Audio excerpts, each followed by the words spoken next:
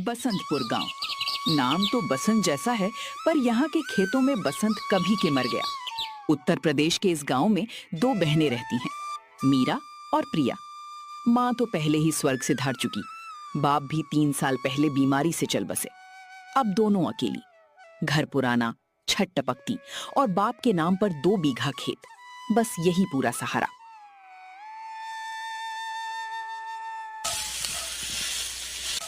प्रिया, अभी उठ। सुबह के 7 बज गए, अभी तक नींद में हो। खेत में पानी लगाना है, नहर का पानी 8 बजे बंद हो जाता है। उठ जल्दी।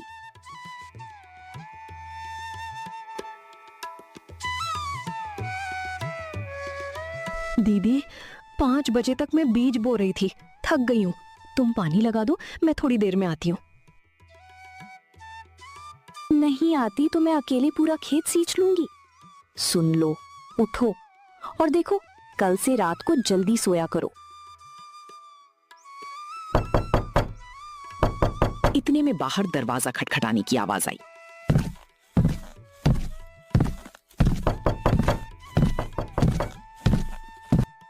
जोर जोर से मीरा ने घुट्टी पी और दरवाजा खोला। बाहर खड़ा था बाबूराम, साहूकार, हाथ में एक मोटा सा रजिस्टर, मुंह पर बेरुखी और आंखों में लालच। सुनो बहन, पिछले हफ्ते रुपए देने का वादा किया था, अब तो नहीं दिए। अब कल तक दे दो, नहीं तो ये खेत मेरे नाम ही लिखवाना पड़ेगा। बाप के जमाने का कर्ज है, अब तो ब्याज ही इतना हो गया है कि खेत से ज्यादा हो गया। बाबूजी, इस साल फसल अच्छी नहीं हुई, पानी भी कम आया। थोड़ी मोहलत दे दो, जैसे ही अगली फसल निकलेगी सब चुका देंगे।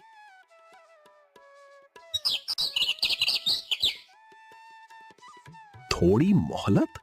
पिछले 3 साल से थोड़ी थोड़ी मोहलत दे रहा हूं, अब नहीं। 1 हफ्ता, इस हफ्ते के बाद मत कहना कि बताया नहीं। दीदी, वो आया क्या? क्या बोला? क्या बोलेगा, 1 हफ्ते में पैसे चाहिए। अब बता, कहां से लाएं पैसे?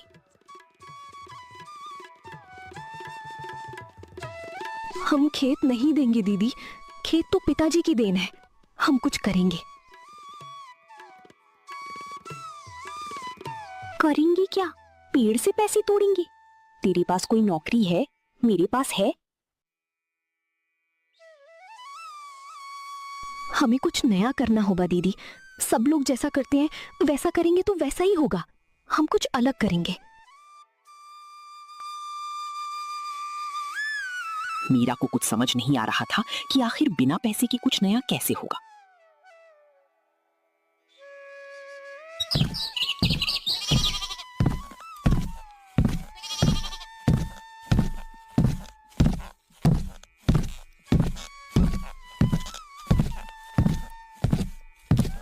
दोनों बहनें खेत की ओर चल दी।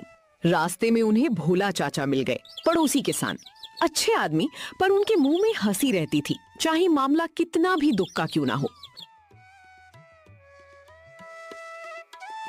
कहाँ जा रही हो बिट्टी? खेत? अब खेत में क्या बचा है रोपने को? पिछले साल तो धान सूख गया था, उससे पहले गेहूं में रोग लग गया। अब इस बार क्या बोने का सोचा? चाचा, इस बार हम कुछ ऐसा बोएंगे कि सब देखते रह जाएं। हाँ हाँ, तुम तो अक्लमंद हो, पर देखना, ज्यादा दिमाग मत लगाना। खेती तो परंपरा से होती है, जैसे बाप दादा करते गए वैसे करो। पर चाचा, बाप दादा वाली खेती से तो कर्ज ही बढ़ा है, कुछ तो बदलना पड़ेगा। वे खेत पर पहुंचे। खेत सूखा पड़ा था, मानो कोई रोता हुआ चेहरा हो।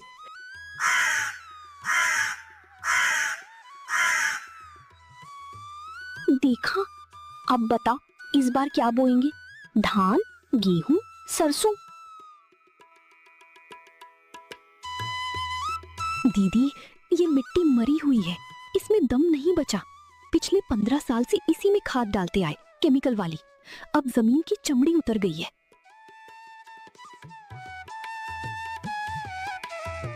तो बोएगी क्या? बीज डालूं या नहीं?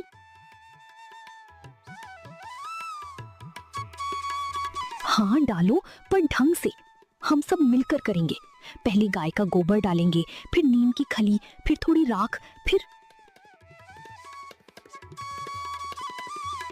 अरे बाप रे, इतना सब!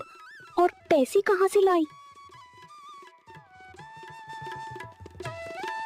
दीदी, गोबर तो हमारी गाय के पास है, राख हम खुद बना लेंगे, नीम की खली भोला चाचा से मांग लेंगे। पैसा कुछ नहीं लगता, बस मेहनत लगती है। मीरा ने सोचा, उसे लगा जब सब कुछ बर्बाद होने को है तो क्यों ना एक बार प्रिया की सुन लूं। उसने हाँ कर दी। ठीक है, पर याद रखना, अगर इस बार फसल नहीं हुई तो मैं इस खेत को बेच ही दूंगी। 100 बात की एक बात। होगी दीदी, होगी। अब चलो पहले गोबर इकट्ठा करते हैं। गांव वालों को ये सब बहुत अजीब लगा। देखो देखो, मीरा प्रिया खेत में क्या कर रही हैं? गोबर और राख डाल रही हैं। अरे ये तो पागल हो गई हैं। खेती में केमिकल डालते हैं, गोबर राख से क्या होगा?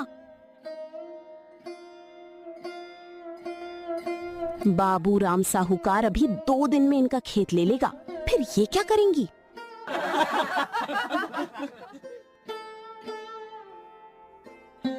दीदी सुन रही हो? चौपाल पर बैठी औरतें हम पर हंस रही हैं।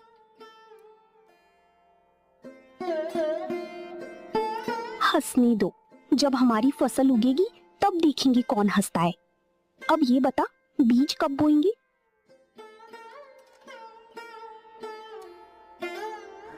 परसों। मैंने मुन्नी से कहा है कि वो अपने घर से लौकी, कद्दू, तोरई के बीज ले आए। उनके घर पिछले साल की अच्छी फसल हुई थी।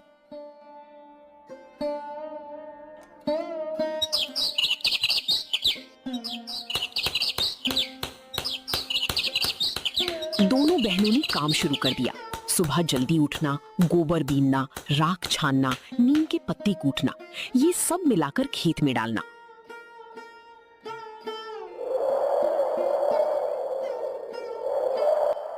बुआई का दिन, बारिश हो रही थी, हल्की हल्की। प्रिया ने कहा कि ये अच्छा शगुन है। दोनों ने खेत में एक एक बीज हाथ से बोया। मक्का, लौकी, कद्दू, भिंडी, तुरई, सब कुछ। यहाँ वहां गेंदा के बीज भी डाल दिए।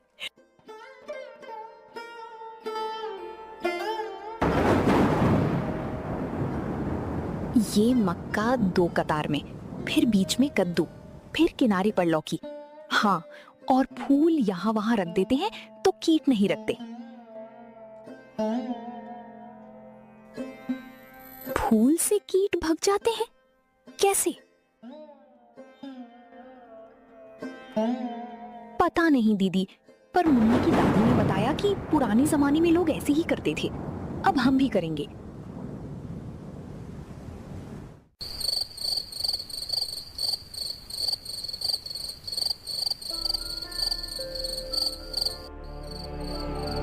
रात को दोनों बहनें थकी हारी चारपाई पर लेट गईं। मीरा की आंखें नहीं लग रही थी।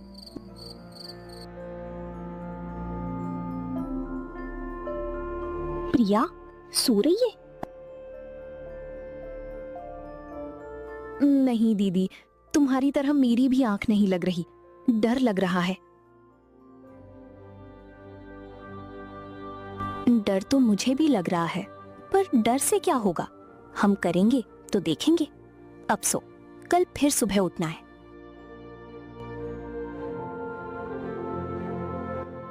दीदी, कभी लगता है अगर हमारा ये तरीका काम कर गया तो पूरा गांव हमारी तरफ देखेगा।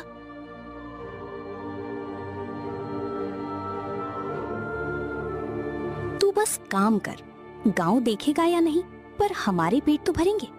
अब सो। दोनों को डर लग रहा था, पर उन्होंने एक दूसरे को हिम्मत दिलाई।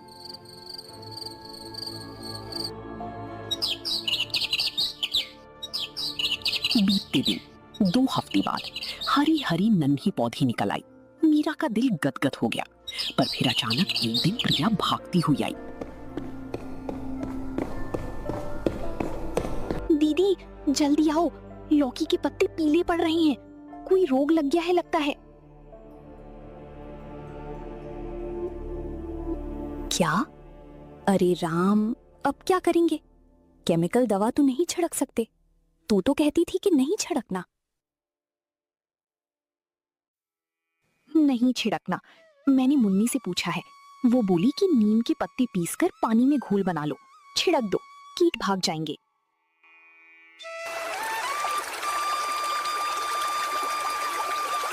प्रिया ने नीम के पत्तों का घोल बनाया और उसे पौधों पर छिड़क दिया।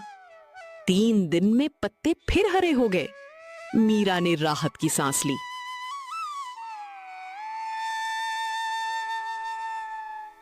वाह, तेरा ये नीम का पानी सच में काम कर गया। अब क्या करें?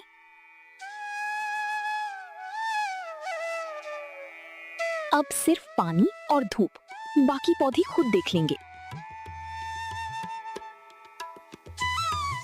एक दिन बाबूराम खुद अपने 2 आदमियों को लेकर खेत पर आ धमका।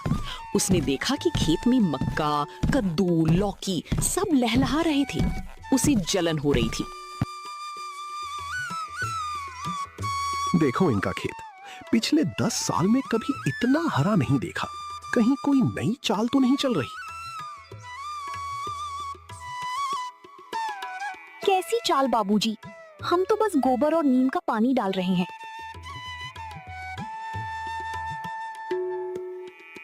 गोबर और नीम? हाँ हाँ, हमें भी बताना कैसे होता है। पर याद रखो, कर्ज का हिसाब अभी बाकी है। तुम्हारी ये हरी भरी दिखावट मुझे मात नहीं दे सकती। बाबूजी, कर्ज तो चुकाएंगे, बस फसल पकने दो। तब तक आप सब्र रखो। सब्र मुझे सिखाओगी? 18 दिन, 18 दिन में पूरा हिसाब चाहिए, वरना खेत पर ताला लग जाएगा। उसने कहा कि ये सब दिखावट है और उसने 18 दिन में पूरा पैसा मांग लिया।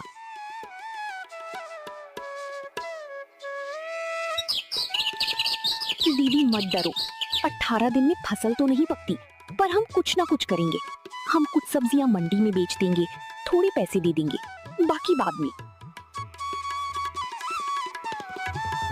बाबूराम कहाँ मानने वाला है, उसे तो पूरा पैसा चाहिए। तो हम उसे भी दिखा देंगे। चलो कल से सब्जी तोड़ना शुरू करो। प्रिया ने अपनी दीदी को हिम्मत दिलाई। उसने कहा कि वे कुछ सब्जियां मंडी में बेच देंगी और थोड़े पैसे बाबूराम को दे देंगी।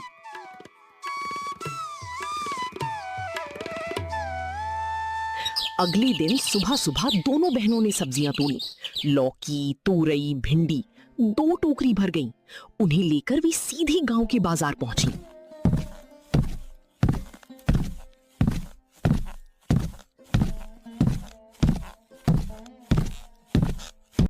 बाजार में तमाम सब्जी वाले बैठे थे। सब के सब केमिकल वाली सब्जियां बेच रहे थे। मीरा और प्रिया की सब्जियां थोड़ी छोटी थीं, पर उनमें एक अलग सी खुशबू थी।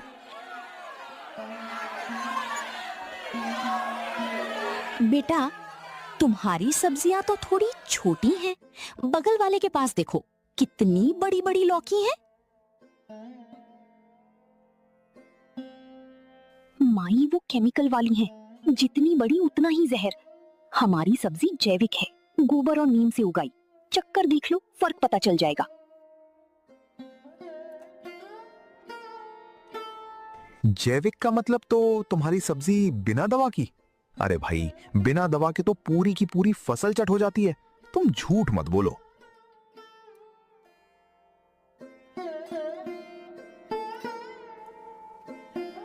भाई साहब, हम मेहनत से उगाई है, कोई दवा नहीं डाली। देखना चाहो तो हमारा खेत चलकर देख सकते हो। अब खरीदना हो तो खरीदो, वरना हम दूसरे ग्राहक ढूंढ लेंगे। कुछ ग्राहकों ने उनका मजाक उड़ाया, पर फिर एक युवती आई जिसकी मां बीमार थी और डॉक्टर ने जैविक सब्जी खाने को कहा था। दीदी, ये सब्जी सच में जैविक है? मुझे दे दो। कितने में दोगी? बाजार से थोड़ा सस्ता देंगे क्योंकि ये हम खुद उगाते हैं। 5 किलो लौकी के 40 रुपए।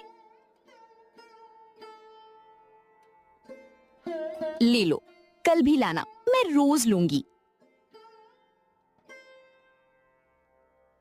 धीरे धीरे और ग्राहक आए। कुछ ने खरीदी, कुछ ने मुंह बनाकर चले गए, पर 2 घंटे में दोनों टोकरियां खाली हो गईं। मीरा ने पैसे गिने, 300 रुपए। 300 रुपए। कल और तोड़ेंगे तो और मिलेंगे। कुछ तो बाबूराम को दे देंगे, बाकी से बीज खरीदेंगे। देखा दीदी, मैंने कहा था ना कि जमीन कभी खाली नहीं जाती।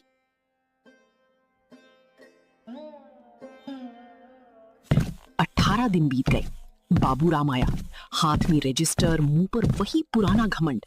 पर जब उसने खेत देखा, उसके पैर जमीन पर जम गए। खेत में इतनी सब्जियां और फूल थे कि देखते ही बनता था।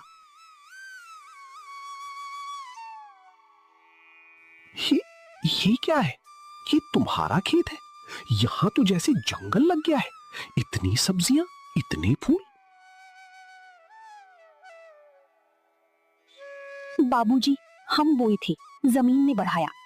आप तो कहते थे कि गोबर नीम से कुछ नहीं होता, अब देख लिया। बाबूजी, आपका कर्ज, पिछले 3 साल का ब्याज समेत हमने मंडी में सब्जी बेचकर बचाए हैं, गिन लीजिए। ये तो सिर्फ ब्याज है, मूलधन कहाँ है? मूलधन के लिए 2 महीने और चाहिए। अब हमारी फसल पक रही है, मक्का भी, कद्दू भी, लौकी भी। हम 2 गुना दे देंगे, बस एक बार और मौका दे दीजिए। बहन, तुमने ये कैसे कर लिया? मेरे खेत में धान बोया था, आधी फसल मर गई, और तुम्हारे 1 बीघे में इतना कुछ। बाबूजी, जमीन को केमिकल की नहीं, प्यार की भूख लगती है। गोबर, थोड़ा नीम, थोड़ा राख और बहुत मेहनत, बस यही फॉर्मूला है।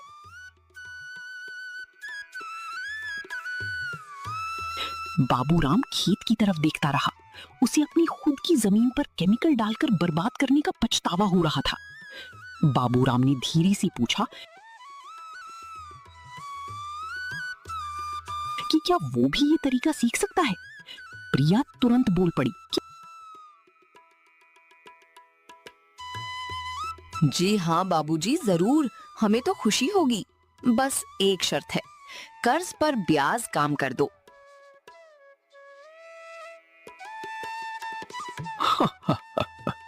अब तो तुमने मुझे सबक सिखा दिया बहन।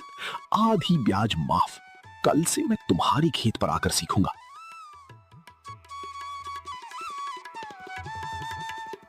और इस तरह 2 बहनों ने अपनी खेती से ना सिर्फ अपना कर्ज उतारा, बल्कि पूरे गांव को बता दिया कि जमीन कभी धोखा नहीं देती, बस उसे समझने वाला कोई चाहिए।